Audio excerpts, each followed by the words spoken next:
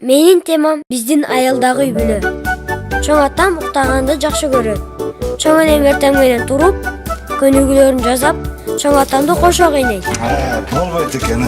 Айли байкем күндө Кудай менен сүйлөшөт. Астагфирулла. Айжамал жегендин ырдаганы мага аябай жагат. Сени издедим.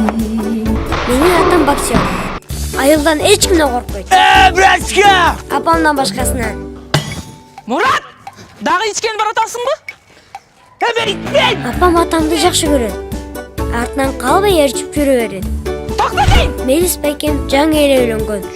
Ал мага жакканы менен айылдагы жаш балдарга жакпайт. Ортасы бар кесибем. А вдруг ты там девочек сажаешь? Кыздарды отургузганга болбойт.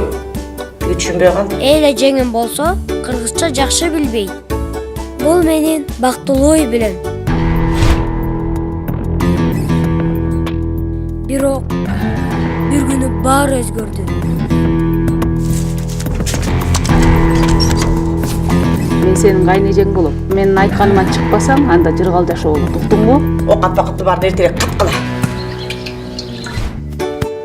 Келин, бербесин ашы бышпас болду го.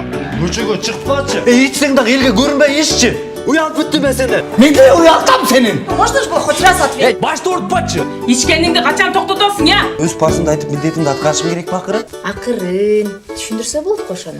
Жок, эмне ырсаңдайсың? А почему мы все вместе живем? Ну, по традициям говорят, в доме остаются самые младшие, да?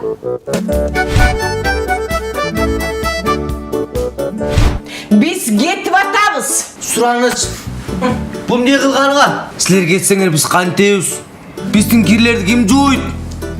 Пожалуйста, кетпеңилерчи. Деп айтат дедиңер да. Опсы, жолуга.